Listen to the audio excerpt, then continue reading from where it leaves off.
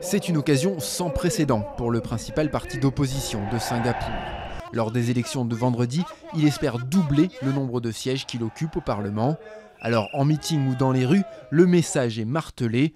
La cité-État a besoin d'une opposition forte face au PAP, le parti qui dirige le pays depuis sa création, il y a 50 ans. Depuis longtemps, le PAP a une majorité écrasante à Singapour qui lui permet de faire les changements qu'il veut et de voter les lois qu'il veut. Il n'a pas à se soucier de l'avis des électeurs parce qu'il a toujours eu la majorité. Pour le parti au pouvoir, le calcul est simple. Voter pour lui, c'est voter pour la stabilité. Le Premier ministre actuel est d'ailleurs le fils du fondateur de la République, Lee Kuan Yew, à qui le pays doit sa réussite économique. Si on vous demande de voter pour le PAP, croyez-moi, ce n'est pas juste parce que nous nous occuperons bien de vos conseils municipaux, mais c'est aussi parce que nous gérerons le pays comme il faut. Nous avons l'intention de former le prochain gouvernement pour faire avancer Singapour.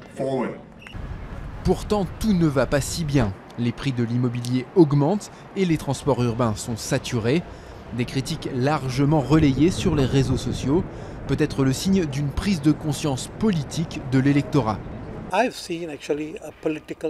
Je vois un réveil politique des Singapouriens. Les rassemblements sont extrêmement suivis. Les gens discutent des problèmes, les réseaux sociaux en parlent beaucoup également, et même les médias traditionnels en parlent, ce qu'ils n'auraient jamais fait il y a quelques années. Si l'élection semble jouer d'avance avec une victoire annoncée du Premier ministre, c'est son ampleur qui comptera. Chaque siège perdu au profit de l'opposition sera interprété comme un affaiblissement significatif du seul parti à avoir jamais dirigé Singapour.